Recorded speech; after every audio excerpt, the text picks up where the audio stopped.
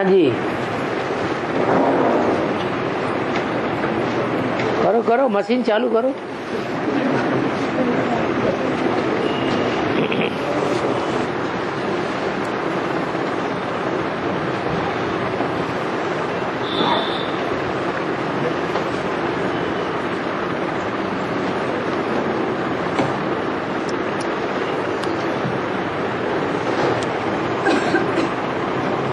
कोई का प्रश्न आया है, बड़े बड़े भयंकर भयंकर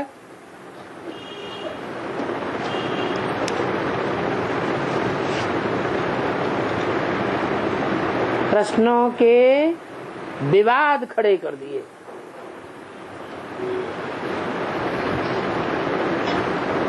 एक तरफ कहा है कि लौकिक माँ बाप की इच्छा न हो सरेंडर करने की बच्चे को,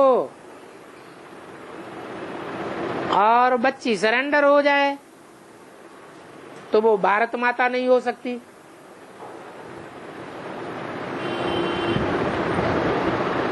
विदेशी है। और दूसरी बीसीडी में कहा है कि लौकिक माँ बाप में मोह बहुत होता है, इसलिए लौकिक माँ बाप बच्चों के दुश्मन है। और ये भी कहा है कि ज्ञान में आने के बाद लौकिक वालों से न कुछ पूछना है न उनकी मत पर चलना है।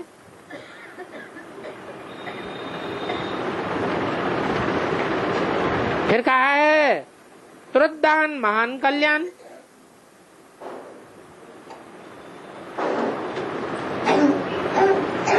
अभी हम ब्रह्मा बाप के मुखवंशावली हुए तो हमको नया जन्म मिला, या पुराना जन्म कहेंगे। तो अब बाबा इतनी बातें पैदा होती हैं, क्या करना है, क्या करना ठीक है? ऊपर के 5 पॉइंट में से कौन सी बातें ठीक है और कन्याओं को कौन से पॉइंट पर चलना चाहिए, क्या श्रीमत होगी, आप बताइए, आप ही समझाइए।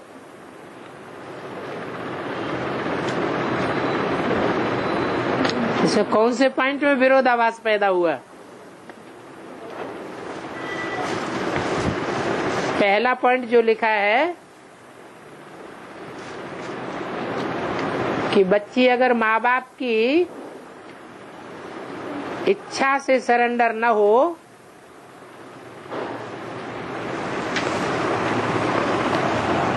तो वो विदेशी है। अच्छा, और जो माँ बाप की इच्छा से सरेंडर हुई हैं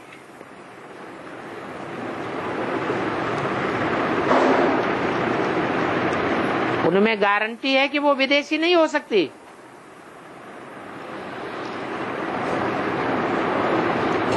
है गारंटी?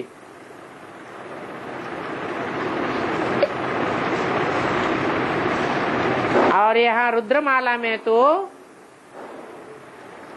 मोस्टली विदेशी ही विदेशी है या स्वदेशी भी हैं।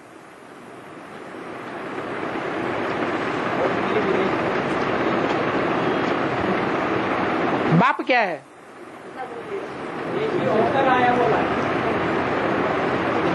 बाप भी विदेशी बनकर आया हुआ है। तो जब बाप ही विदेशी है तो बच्चे क्या होंगे?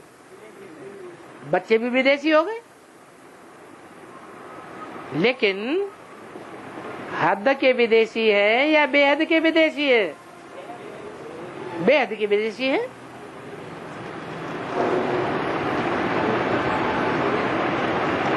वो विदेशी नहीं है जो कभी कन्वर्ट नहीं होते हैं दूसरे धर्म में। ये भारतवासी तो कन्वर्ट होने वाले हैं, सहज बुद्धि है इनकी, बड़े भोले भाले हैं। भोली बुद्धि होने के कारण उनको कोई भी कन्वर्ट कर देता है।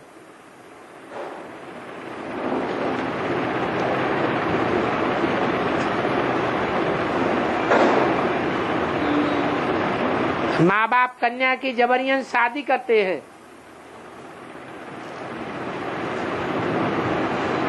और उसे सरेंडर नहीं होने देना चाहते लोकलाज के कारण। तो कन्या को शादी कर लेना अच्छा या ईश्वर के प्रति अर्पण हो जाना अच्छा है? अर्पण हो जाना ही अच्छा है, क्योंकि शादी तो बर्बादी बताई दी।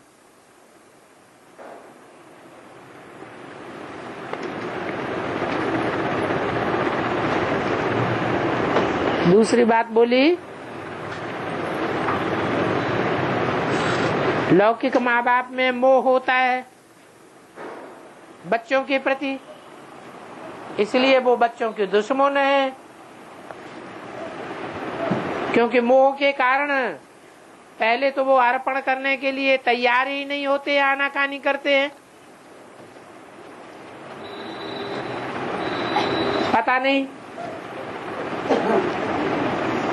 आजकल जितनी भी संस्थाएं धार्मिक निकल रही हैं, उनके प्रणेता सब धोखेबाज निकलते हैं, उल्टे पलटे काम हो रहे हैं। कहीं ऐसा न हो कि हमारी बच्ची गलत रास्ते में फंस जाए, न इस दुनिया की रहे न उस दुनिया की रहे। इसलिए मोह आता है। चलो ज्ञान में चलते हो तो भी कुछ न कुछ संशय आता रहता है, क्योंकि बाप स्वयं गुप्त पाठ बजाय रहा है। बाप संसार के सामने प्रत्यक्ष नहीं हुआ है और बच्चे बाप को प्रत्यक्ष नहीं कर पाए हैं। खुदा न खास्ता बच्ची को हिम्मत करके सरेंडर भी कर दें तो भी डर लगा रहता है।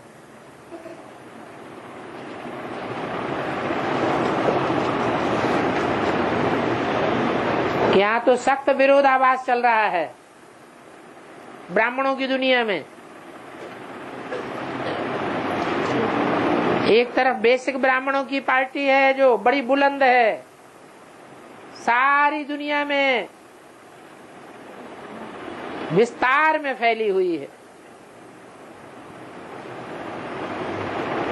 उनके पास अकूत धन संपत्ति है और विरोध बहुत करते हैं। दूसरी ओर जो शास्त्रों में लिखा है 5 पांडव, उनकी संख्या तो बहुत थोड़ी है और बड़े गरीब हैं। 3 पैर पृथ्वी भी उनको नहीं मिलते हैं।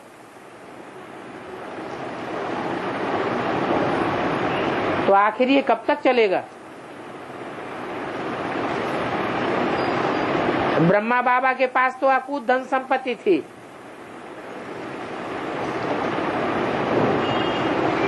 और यज्ञ में ढेर सारा आता भी था।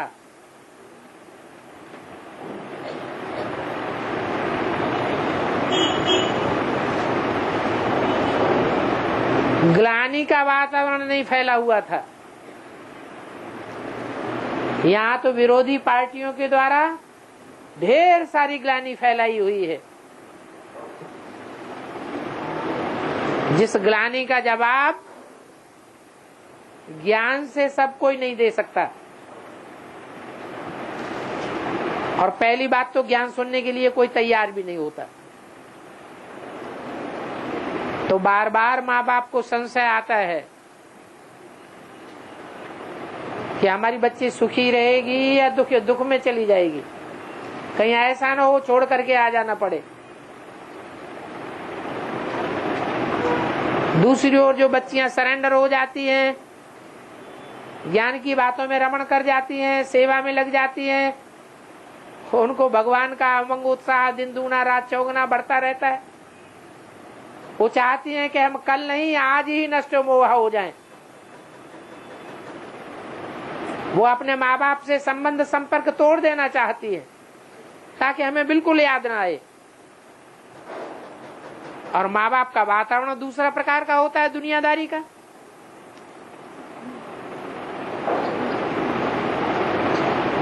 वो बार बार बच्ची को बुद्धियोग से खींचने की कोशिश करते हैं, मोह के कारण,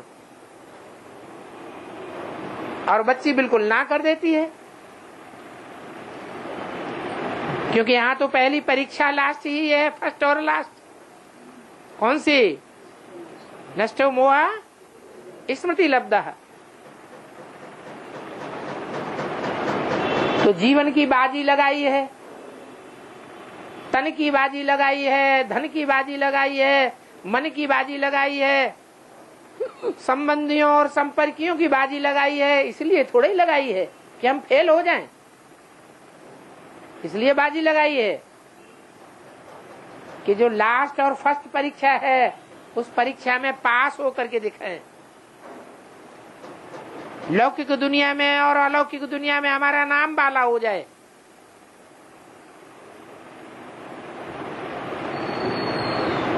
तो बाबा ने तो मुरली में जो बोला वो तो पत्थर की लकीर है कि माँ बाप बच्चों के दुश्मन होते हैं, क्योंकि माँ बाप को मोह रहता है, खास करके माँ को। ये कोई गलत बात नहीं है। कितना भी ज्ञान में पक्के चलने वाले होते हैं तो भी अंदरूनी थोड़ा बहुत मोह आता है।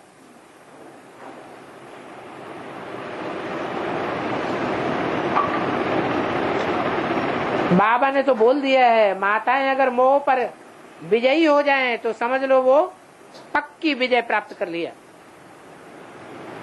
लेकिन ऐसा होता नहीं है,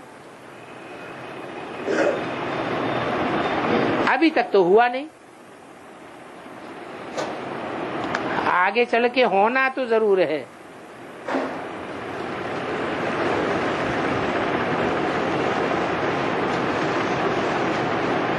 बाकी ये बात तो पक्की है कि मोस्टली माँ बाप बच्चों को अपनी तरफ खींचते रहते हैं।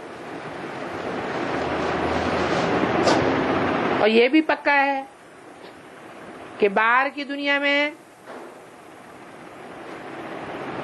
बच्चियां जब निकलती हैं तो मुरली में बोला है कि मधुबन से बाहर जाने के बाद माया जोर से आक्रमण करती है।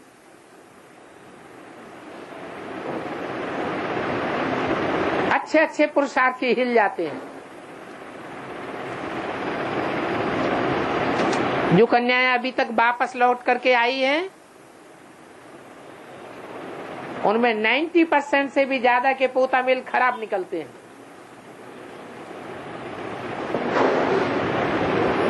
माँ बाप पुत्री संभाल नहीं कर पाते जितनी आश्रम में उनकी संभाल हो जाती है।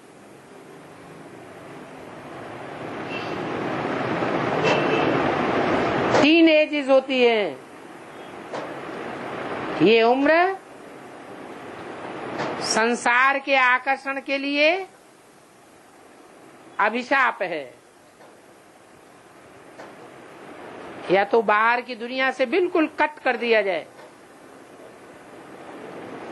सिनेमा भी न दिखाया जाए, उपन्यास भी न पढ़ने दिए जाएं, टीवी भी न दिखाई दिया है, रेडियो के फिल्मी गीत भी न सुनने दिए जाएं।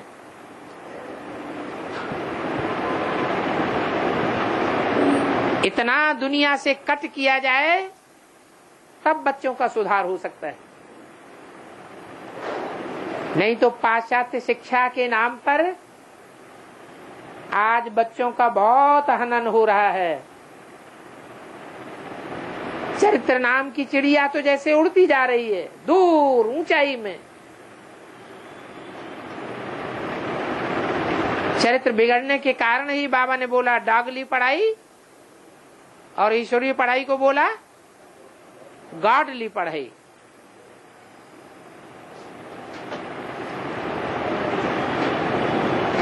तीसरी बात बताई है,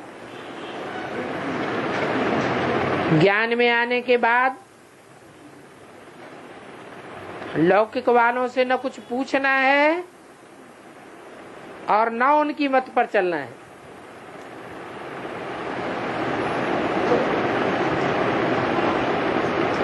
ये तो दो बातें हो गई।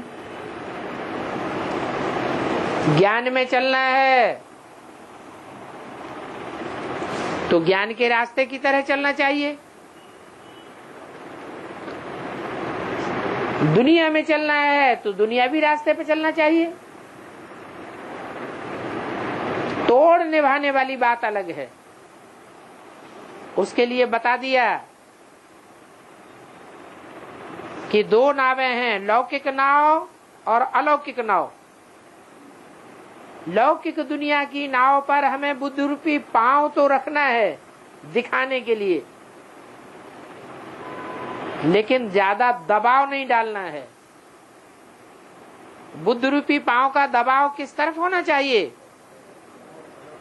अलौकिक दुनिया की नवैया की ओर। लौकिक नवैया का दबाव अगर छूट भी जाए तो कोई चिंता नहीं। जब तक हो सकता है तब तक तोड़ निभाना अच्छा है, क्योंकि हमारा लक्ष्य है सभी आत्माओं को ज्ञान में खींचने का, और हमको वरदान भी मिला हुआ है, खास करके एडवांस वालों को, कि हमारा पूरा का पूरा परिवार ज्ञान में चलेगा। तो जब हमें मालूम है कि चलेगा तो हम उनको अपनी तरफ से छोड़ कैसे सकते हैं? बाकी हम उनकी मत पर चल पड़े, ईश्वर की मत को छोड़ दें, ये तो असंभव है। ईश्वर की मत को अगर हम छोड़ देंगे फिर तो ना हम ना इधर के रहेंगे और ना उधर के रहेंगे। फिर तो समझो नई दुनिया हाथ से खिसक गई। जैसे दुनिया को मरना है, खलास हो जाना है, कब्रिस्तान में कब्र दाखिल हो जाना है, ऐसे हम भी कब्रिस्तान में कब्र दाखिल हो जाएंगे। नई दुनिया के नजारे तब तक ही हैं जब तक हम श्रीमत को पकड़ते हैं। श्रेष्ठ ते श्रेष्ठ मत किसकी है? श्रेष्ठ ते श्रेष्ठ मत देने वाला कौन है? और वो भगवान बाप ही है। ये बात जिनकी बुद्धि में बैठी हुई है, वो लौकिक दुनिया वालों की बात क्यों मानेंगे?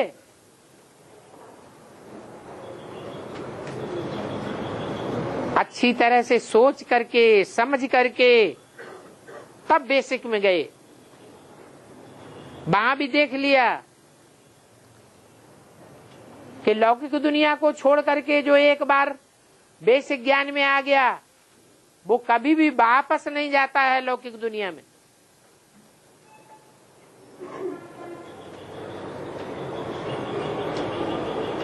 बहुत थोड़ी परसेंटेज के लोग हैं जो ऐसे बेवकूफ होंगे जो ईश्वरीय ज्ञान को सुनने के बाद फिर लौकिक दुनिया की तरफ मुड़ गए होंगे, कहें कि उन्होंने ज्ञान को समझा ही नहीं।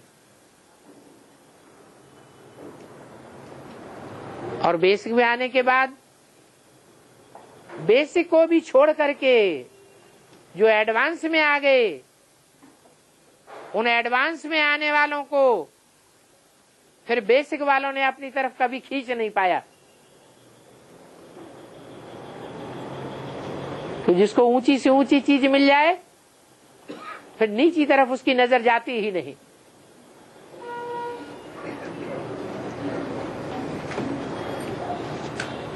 तो ये विशेष ज्ञान मिला, विशेष रूप में भगवान का पार्ट पहचानने के कारण हमको भगवान मिला,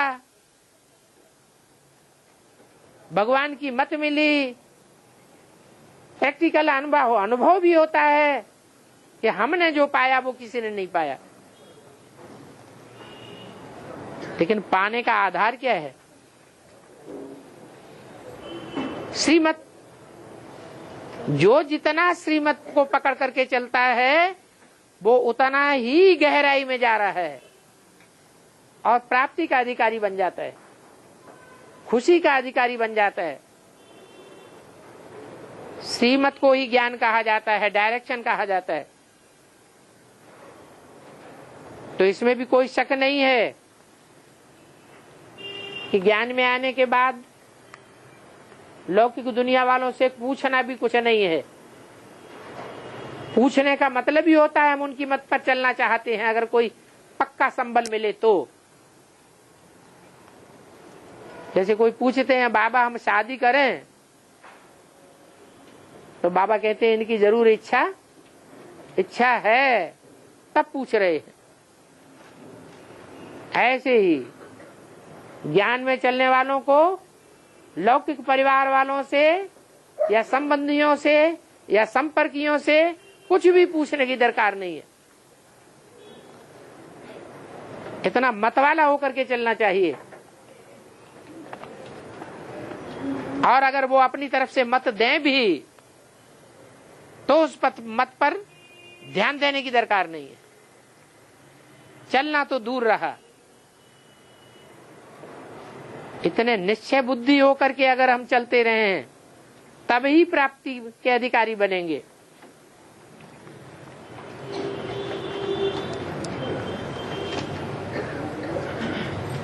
बुद्धि में बैठ जाता है कि हमने सच्चा रास्ता पकड़ लिया, अच्छा रास्ता पकड़ लिया, हमको वास्तव में भगवान मिल चुका है, सद्गुरु हमने पाया है।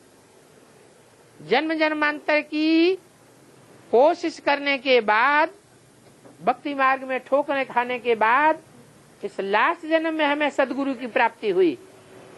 अभी तक जन्म जन्मांतर हम झूठे गुरुओं के चक्कर में फंसते रहे। जैसे ऐसा अनुभव हो जाता है, दृढ़ता पैदा हो जाती है, वो फिर एक सेकंड भी अपना क्यों गवाए? क्या करे? तुरंत दान, महाकल्याण। निश्चय पैदा किया और तुरंत एक्ट में लाया। जितना देरी करते जाते हैं अर्पण में होने में, उतना ज्ञान का फाउंडेशन कच्चा होता जाता है। फाउंडेशन कच्चा हो जाता है तो उसके ऊपर की बिल्डिंग कच्ची होती जाती है। मजबूत बिल्डिंग खड़ी नहीं की जा सकती। इसलिए ये भी जरूरी है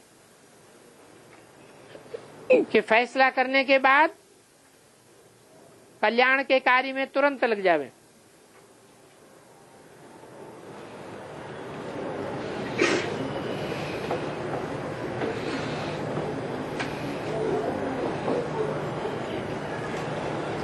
इन सभी पॉइंट्स में कहीं भी कोई विरोधाभास नहीं है।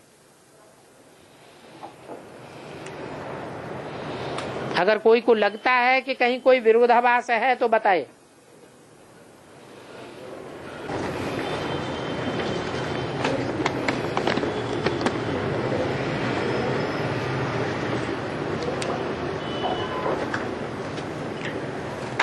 जैन धर्म में मंत्र जपते हैं, नमो अरिहंतारम, अरिहंतारम। उसका अर्थ क्या है? अरि कहा जाता है दुश्मन को, हंता कहा जाता है मारने वाले को। अर्थात जो दुश्मनों को मारने वाला है उसको मैं नमन करता हूं। दुश्मन कौन है? 5 विकार, रावण। और रावण को मारने वाला कौन है? राम। तो उसको नमन करता हूं। ये मंत्र अच्छा है या खराब है? अच्छा ही तो है। नमो सिद्धानम, जो सिद्धि को प्राप्त कर चुके हैं उन सिद्धि को प्राप्त करने वालों को नमन करता हूं। वो तो दुनिया नमन करती है। ब्रह्मा ने सिद्धि को प्राप्त नहीं किया, ब्रह्मा की पूजा नहीं होती है,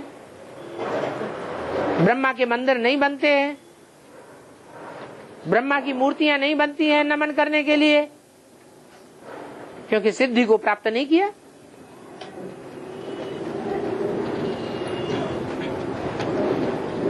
तीर्थंकरों को नमन करते हैं क्योंकि तीर्थंकर भगवान के रूप माने जाते हैं, उन्हें अरिहंत कहा जाता है।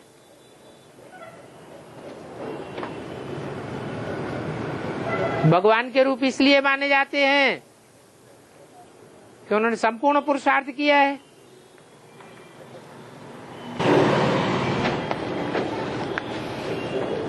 नमो उज्जैनम, उज्जैनी नगरी से बना है उज्जैनम। उत्त माने ऊपर, जिन माने जीतना, जैन माने जीतने वालों के फॉलोअर्स।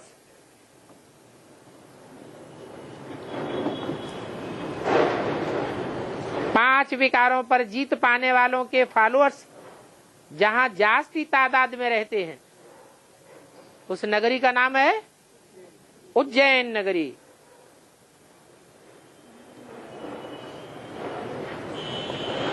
उनको नमन करता हूं।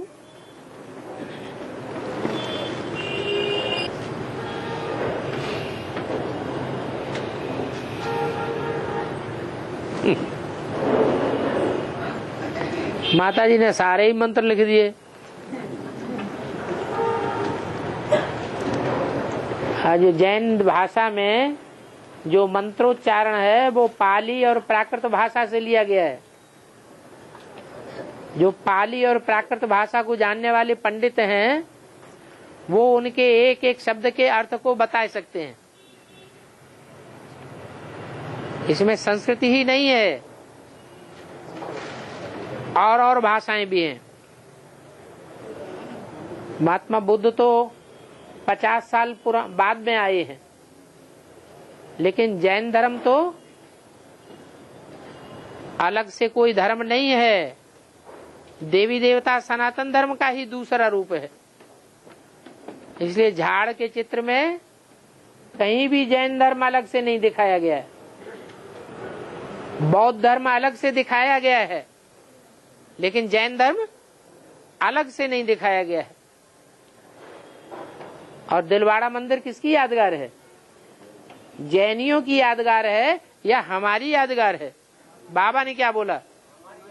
हमारी यादगार है। अर्थात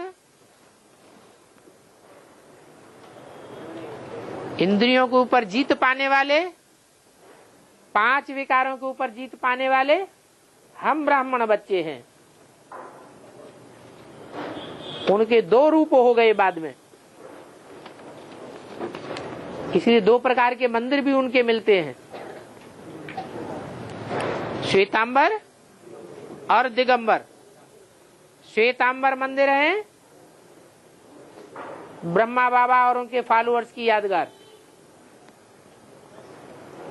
सफेद वस्त्र वाले। और दिगंबर, दिग माने दिशाएं ही जिनका, अंबर माने वस्त्र हैं, दूसरे कोई वस्त्र नहीं है। अर्थात जो अपन को क्या समझते हैं? नंगी आत्मा समझते हैं, देह का भान भुलाते हैं, जैसे वस्त्र है ही नहीं, अंबर है ही नहीं, वो ऊंची स्टेज वाले हैं। इसलिए दिगंबर जैनियों के मंदिर ऊंचे स्थान पर बनाए जाते हैं और श्वेतांबर मंदिर नीचे स्थान पर है। दिलवाड़ा मंदिर में भी 2 प्रकार के मंदिर हैं, एक नीचे है और एक ऊपर बना हुआ। जहां कहीं भी जाएंगे जैनियों के 2 प्रकार के मंदिर होते हैं, दिगंबर मंदिर ऊंचाई पे बनाए जाते हैं और श्वेतांबर मंदिर नीची स्टेज में बनाए जाते हैं, क्योंकि श्वेतांबर पहले हुए हैं, उन्होंने नीची स्टेज की बेसिक पढ़ाई पढ़ी है, इसलिए नीचे नीचे हैं उनके स्कूल, जिसकी यादगार बना है मंदिर। और दिगंबर हुए हैं बाद में, ऊंची स्टेज की पढ़ाई पढ़ने वाले, इसलिए वो मंदिर बाद में ऊंची स्थान पर बनाए गए हैं। और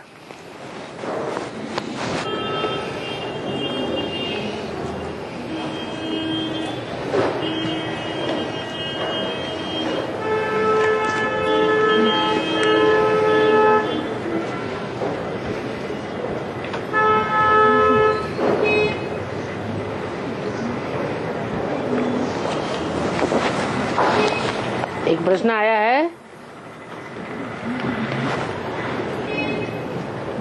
रुद्रमाला के लिए कहा गया है कि मिले न फूल तो कांटों से दोस्ती कर ली,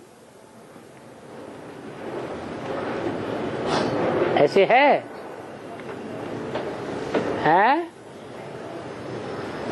ऐसे है या नहीं है? है। किसने दोस्ती कर ली? है? शिव बाबा ने कांटों से दोस्ती कर ली। क्यों कर ली? क्योंकि फूल नहीं मिले, माने बेसिक में चक्कर लगाते रहे होंगे पहले, हैं? उनके हत्थे एक भी नहीं चढ़ा, तो क्या किया? फिर उन्होंने चला, अच्छा चलो नहीं है तो कोई बात नहीं, हमारे भाग्य में ऐसे ही है, तो क्या करे? कांटों से दोस्ती कर ली। तो बाबा जो पक्की पक्की सूर्यवंशी आत्माएं हैं अथवा अष्टदेव हैं, काशी नगरी में रहने वाले हैं, रुद्रमाला के सर्वोच्च मणके हैं, वे कैसे कांटे हैं?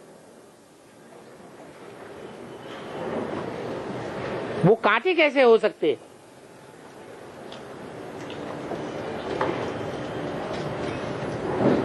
क्योंकि कांटे बनना तो अच्छा पाठ नहीं है ना।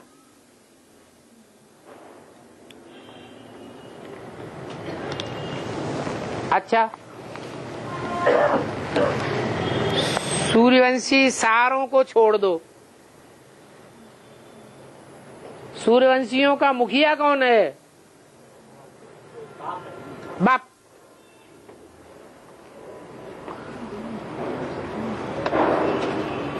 चंद्रमा की रोशनी में सारी रात कोई खड़ा रह सकता है गर्मियों के दिनों में, या सूर्य के रोशनी में छत्र छाया में सारा दिन कोई खड़ा रह सकता है?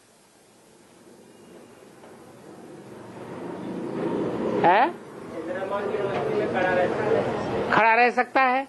और सूर्य की रोशनी में खड़ा नहीं रह सकेगा। क्यों नहीं रह सकेगा? है? क्योंकि सूर्य खुद तपता है और दूसरों को भी तपाता बहुत है। तो भगवान सूर्य के जो सूर्यवंशी बच्चे हैं और उनमें जो बड़ा बच्चा है राम वाली आत्मा, वो यज्ञ के आदि में भी सबसे जास्ती गाली खाई थी। सारी दुनिया एक तरफ और वो आत्मा अकेली एक तरफ हो गई थी।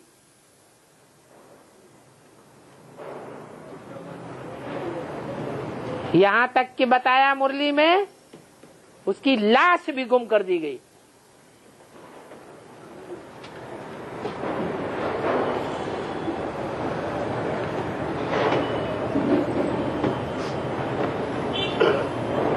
देहम वा पातयेत कार्यम वा साधयेत। हिला नहीं।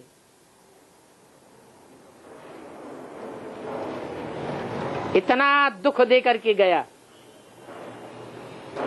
कौन सी पार्टी को है? कौन सी पार्टी को इतना दुख मिला? अरे जो ओम मंडली कही जाती थी, एक थी एंटी ओम मंडली और दूसरी थी ओम मंडली। वहां बोला बाबा ने, राम क्या हो गया? फेल हो गया। तो कम दुखदाई आत्मा थी या ज्यादा दुखदाई थी? है? ज्यादा दुखदाई थी। बाबा उस समय उतना ज्ञान नहीं था ना। है? वो बात अकेली उसी के लिए लागू होती है, औरों के लिए लागू नहीं होती क्या? बाबा कहते हैं तुम बच्ची यहाँ पढ़ी लिखी नहीं हो तो बहुत अच्छी बात है। जो पढ़े लिखे होते हैं उनकी तो बुद्धि बहुत चलती है। तो बुद्धिमानों को बुद्धिमान अच्छे लगते हैं। जिनकी बुद्धि बहुत चलती है या बुद्धू बच्चे, भोले भाले बच्चे बहुत अच्छे लगते हैं। बुद्धिमान अच्छे लगते हैं। है? बाप है बुद्धिमानों की बुद्धि, लेकिन बुद्धिमानों को पसंद नहीं करता। किसको पसंद करता है? दिल वालों को पसंद करता है। और ये भी कहा है बाबा, ज्ञानी की आत्मा में मुझे विशेष किया है। हाँ, ज्ञानी का मतलब यह है कि ज्ञान की बातों में विशेष रस लेने वाली। ज्ञानी थी क्या पहले? ज्ञानी थी या अज्ञानी थी? अज्ञानी थी। हाँ, बाप की बातों में, बुद्धिमानी की बातों में रस लिया, इसलिए कहा ज्ञानी तू आत्मा। तो यहाँ जो बात आई है कि रुद्रमाला के मण के बड़े बड़े कांटे हैं, सो झूठी बात है या सच्ची बात है? सच्ची बात है। ऐसे नहीं कि दूसरे वंश के ज्यादा दुखदाई बनते हैं।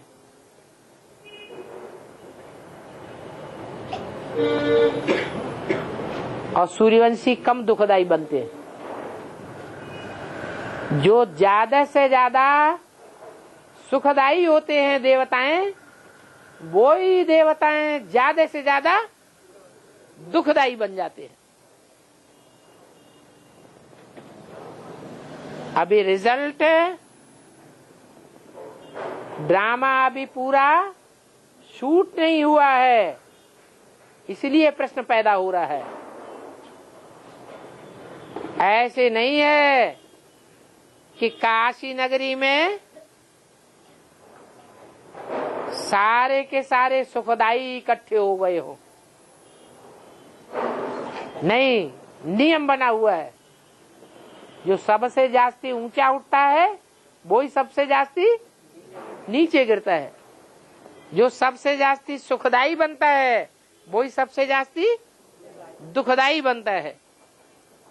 दुनिया में सबसे ज्यादा त्रास देने वाला, जब दुनिया का विनाश होगा,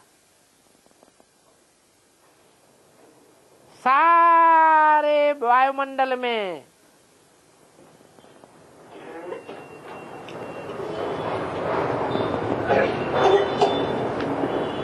पृथ्वी, चंद्र, आकाश, नक्षत्र मंडल में सबसे जास्ती दुखदाई कौन साबित होगा?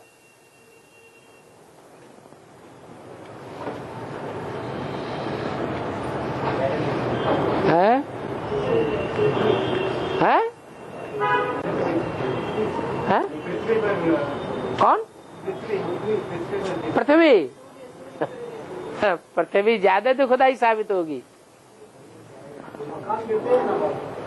भूकंप आता है, हाँ, भूकंप भी कब आएगा?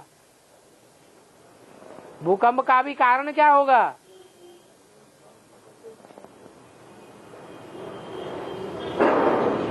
जो गर्मी पृथ्वी के अंदर भरी हुई है, वो गर्मी लावा बन करके बाहर कब फटेगी? असंतुलन क्यों होगा? असंतुलन माने डावाडोल होना। क्यों होगा? है तत्वों का असंतुलन क्यों होगा? क्योंकि सूर्य बहुत तेजी से तपेगा,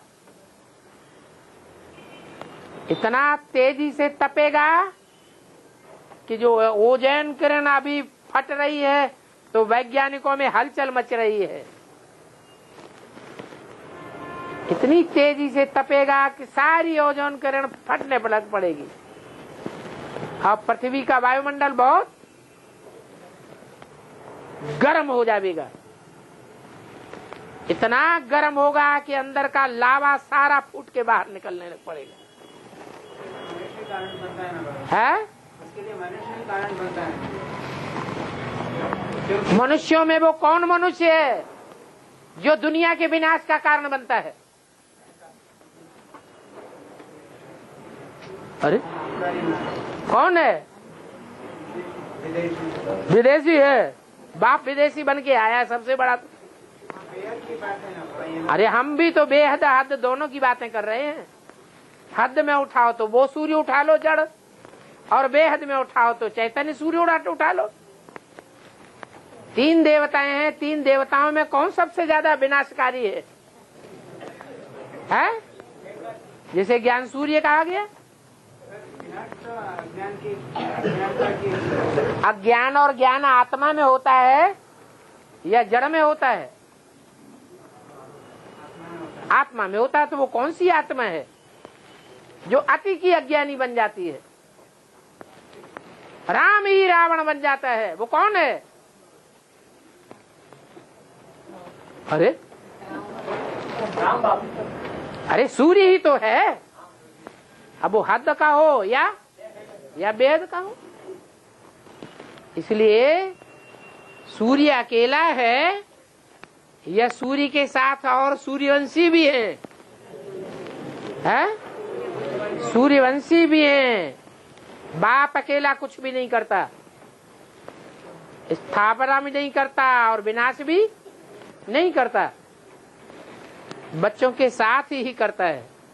बाबा राम वाले आत्मा तो सूर्य कहेंगे, नहीं तो बृहस्पति कहेंगे। वो तो एक ही बात हो गई। पति जो है वो साकार बनता है या निराकार बनता है?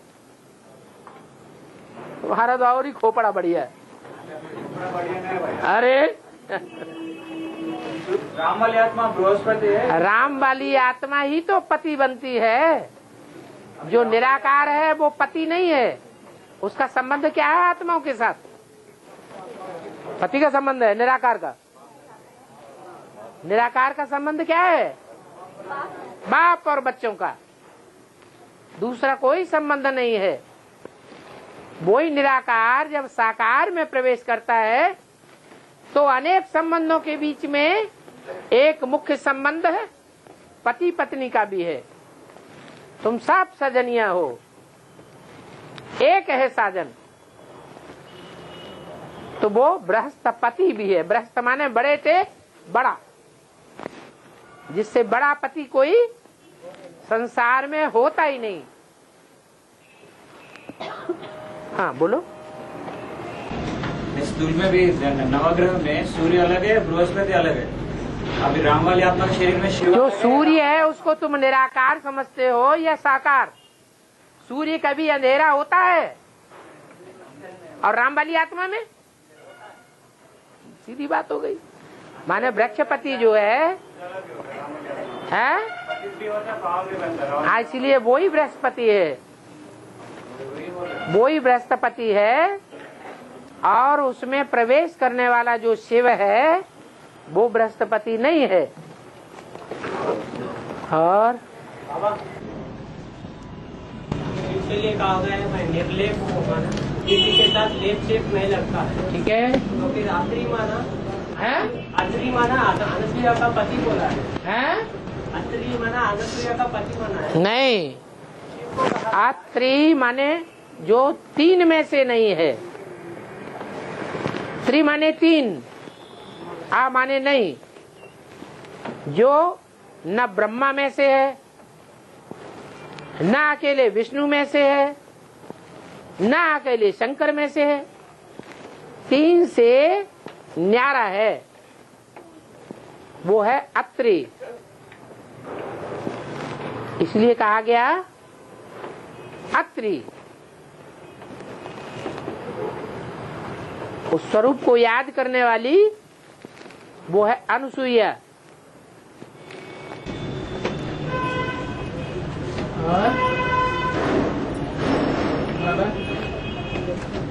सत्य नारायण की कहानी कहते हैं, सत्य लक्ष्मी की कथा नहीं कहते हैं। और ये भी लक्ष्य दिया गया है कि विजय माला को आह्वान करना है। सर विजय माला की पवित्रता की इतना महिमा है। फिर नारायण की पवित्रता लक्ष्मी की पवित्रता में फर्क है। हाँ, नारायण की पवित्रता याद से मिलती है। याद में परिपक्व स्टेज आती है तो नारायण की पवित्रता आती है। और लक्ष्मी तो नेचुरल पवित्र है।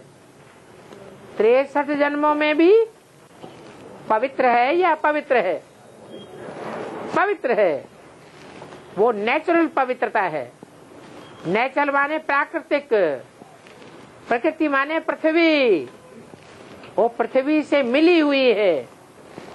लक्ष्मी अकेली नहीं है, महालक्ष्मी के साथ है। दोनों लक्ष्मी मिलती हैं तब लक्ष्मी का संपूर्ण रूप बनता है महालक्ष्मी। तो एक है प्राकृतिक रूप और एक प्राकृतिक नहीं है, लेकिन याद की स्टेज से बन जाता है।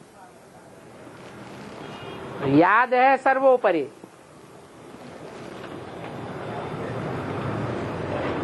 क्योंकि भगवान की दी हुई चीज है।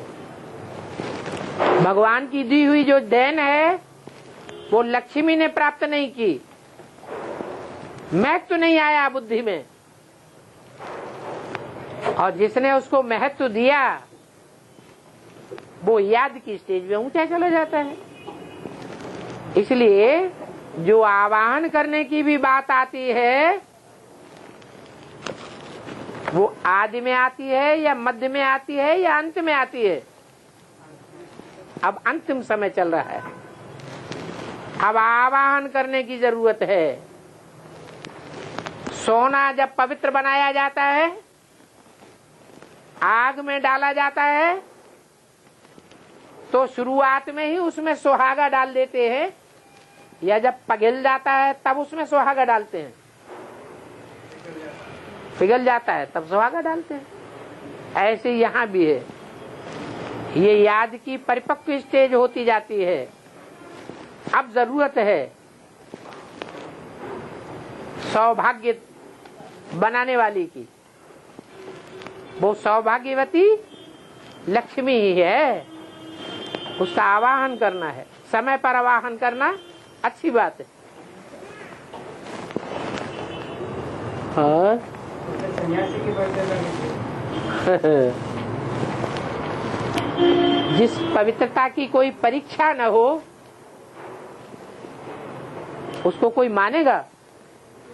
बिना प्रूफ और प्रमाण के बुद्धिमान मानने के लिए तैयार होते हैं? नहीं होते। इसलिए सीता की भी पवित्रता की परीक्षा होना जरूरी है। भगवान राम भी तभी मानेगा जबकि परीक्षा हो जाए। त्रिदेवियों ने भी तभी माना जब अनुसुईया की परीक्षा हो जाएगी।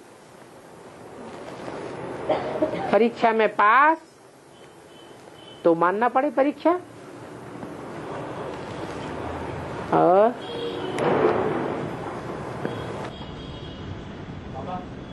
अशोक चक्रवर्ती ने एक ही जन्म में बौद्ध धर्म को स्वीकार किया है, एक ही जन्म में बौद्ध धर्म को स्वीकार किया है? बाबा ने कहा रुद्रमाला के मन के कन्वर्ट नहीं होते, उस धर्म में जन्म लेते। बौद्ध धर्म के अशोक चक्रवर्ती ने है, उन्होंने एक ही जन्म में बौद्ध धर्म को स्वीकार किया। हाँ। फिर बाबा ने कहा रुद्रमाला के मन के कन्वर्ट नहीं होते, उस धर्म में जन्म लेते। हाँ, ये थोड़ा ही कहा, तुमको गलत फहमी हो गई।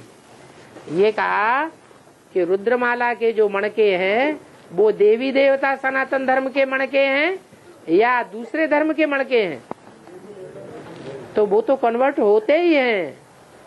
वो नहीं कन्वर्ट होंगे तो फिर कन्वर्शन आएगा कहाँ से? धर्म में जन्म लेते हैं। हाँ जी, वो दूसरे धर्म का धर्म पिता आकर के प्रवेश करता है, तब जाकर के दूसरे धर्म का छिलका चढ़ता है उन पर, और अगले जन्म में जाकर चढ़ता है, उसी जन्म में नहीं। सिद्धार्थ में जिस जन्म में प्रवेश किया उस जन्म में बिंबसार अथवा सिद्धार्थ का जो बाप है वो कन्वर्ट नहीं होता। 2, 4, 6 जन्मों के बाद कन्वर्शन होता है, जन्म लेकर के वो बौद्ध धर्म में कन्वर्ट हो जाता है, तब जन्म लेता है। फिर बाबा अशोक चक्रवर्ती आधार मूर्तों की दुनिया से आए। हाँ, आधार मूर्तों की दुनिया से आया। और हाँ, ये फूल जल्दी सड़ जाता है, फूल जल्दी सड़ जाता है और कांटे ज्यादा दिन रहता। फूल सड़ जाता है और कांटे ज्यादा दिन रहता। देखो, राक्षसों की और फूलों की जब तुलना करेंगे तो फूल ज्यादा स्थायी होते हैं या राक्षस ज्यादा स्थायी होते हैं? कड़क कौन होता है? हैं? कांटा ज्यादा कड़क होता है और फूल है उतना कड़क नहीं होता है। जो कड़क होता है वो ही दूसरों को दुख देता है। इसलिए कांटे राक्षस बड़े हैं। गुलाब का फूल पहले निकलता है या कांटे पहले निकलते हैं? हैं? कांटे पहले निकलते हैं, कांटे बड़े हुए और फूल छोटे हुए। राक्षसों ने पहले जन्म लिया दिति से और देवताओं ने अदिति से बाद में जन्म लिया। जो पहले जन्म लेते हैं वो बड़े होते हैं, इसलिए उनमें पावर ज्यादा होती है। जो बाद में जन्म लेते हैं वो छोटे होते हैं, उनमें पावर कम होती है। और विजयमाला और रुद्रमाला दोनों में कांटे कौन है और फूल कौन है? रुद्रमाला कांटे है। अपने स्वरूप को पहले कौन पहचानते हैं? रुद्रमाला वाले पहचानते हैं या विजयमाला वाले पहचानते हैं? रुद्रमाला वाले पहले पहचानते हैं, वो असुर है, और विजयमाला देवात्मा है।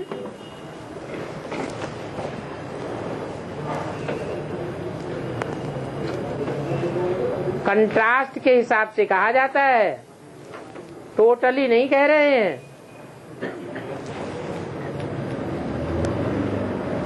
और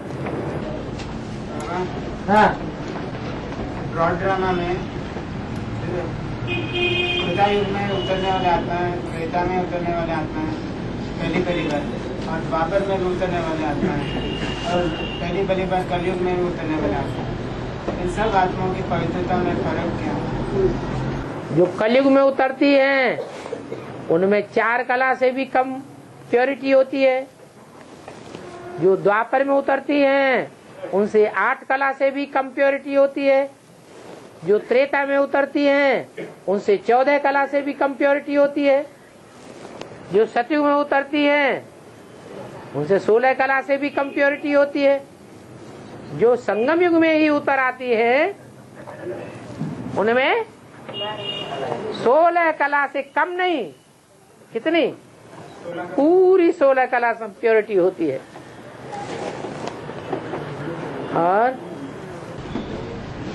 बाबा अभी तो बताया निवृत्ति का परिचय है, अभी तो बाबा बताया निवृत्ति का परिचय। हाँ प्रजापिता को शंकर नहीं कहेंगे, है, प्रजापिता को शंकर नहीं कहेंगे, प्रजापिता को शंकर नहीं कहेंगे, बिल्कुल क्लियर बात।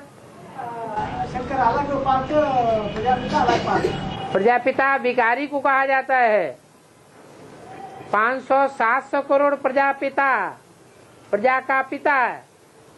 माना द्वापर युग के आदि में 10 करोड़ आबादी थी, उस समय प्रजापिता नहीं कहा जा सकता। उस समय तमो प्रधानता थी या रजो प्रधानता की आदि थी? रजो प्रधानता की आदि में प्रजापिता नहीं कहेंगे। कब कहेंगे? अंत में एकदम जब तमो प्रधान हो जाए तब कहेंगे प्रजापिता। प्रजापिता माने कितने का पिता है? 500-700 करोड़ का पिता। या तो सर्वोपरि वो बीज जबकि सारा वृक्ष भी नहीं होता है, जिस बीज से सारा वृक्ष निकलना आरंभ होता है, तब है प्रजापिता। बीजारोपण के टाइम पर पिता, अथवा जब वृक्ष पूरा बड़ा हो जाए, उसमें से फूल, फूल से फल और फल भी पक जाए, तो पकने के बाद उसके अंदर जो बीज है वो फल से भी, फूल से भी, टहनियों से भी, पत्तों से भी, तने से भी, जड़ों से भी अपने को डिटैच कर ले, कोई अटैचमेंट न रहे, तब कहेंगे प्रजापिता।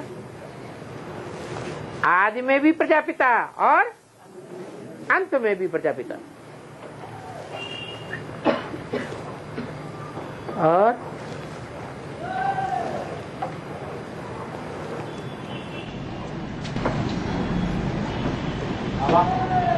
ब्रह्मा ने 3 बार सृष्टि रचा, बिगाड़ दिया, अभी 4ठी बार नहीं ऐसा था। हाँ, तो युग 4 है, इसीलिए 4 बार रचा। तो मैंने अभी कौन सा युगों को बिगाड़ दिया, अभी कौन सा युग का देख ले। 76 में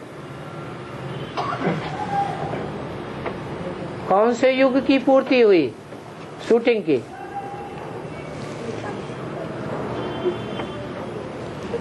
हैं? सतयुग की पूर्ति हुई। देवताई षष्ठी, देवताई षष्ठी का 4 युग पूरा हुआ, 4 अवस्थाएं पूरी हुई, तो बिगाड़ दिया। त्रेता युगी षष्ठी 76 से 87, जितने भी थे उस समय तक, जो भी एडवांस पार्टी में नए नए निकले, वो सब 86 में 86 हो गए। फिर 87 से नई 87 नई षष्ठी की शुरुआत। द्वापर युग 98-99 में द्वापर युग की शूटिंग भी पूरी हो गई, वो भी खलास। 2004 में 3 में आसुरी जो ब्राह्मणों की षष्ठी है, जिसने सब खत्म कर दिया, कलह क्लेश की दुनिया, ब्राह्मणों की दुनिया में, एडवांस में भी, वो भी खलास।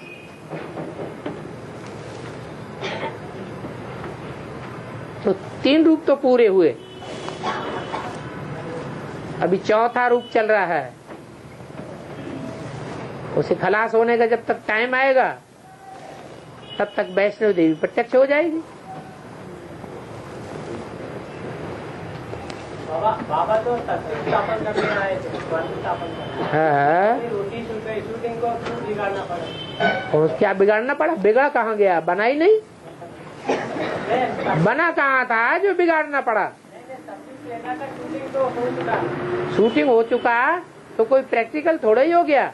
शूटिंग ऐसे थोड़ा ही होता है कि 4 सीन की शूटिंग की जाती है, तो चारों सीन की शूटिंग एक बार आवृत हो गई तो पूरी हो जाएगी।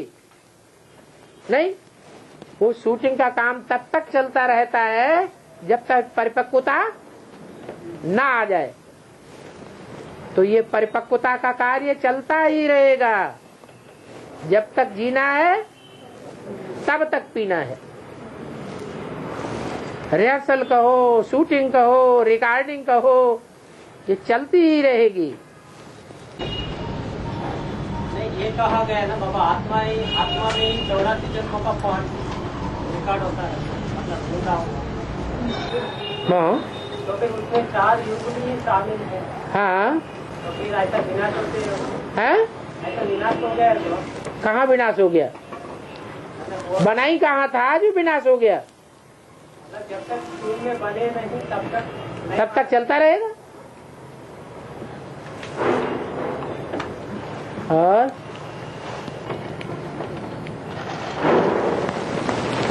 ओम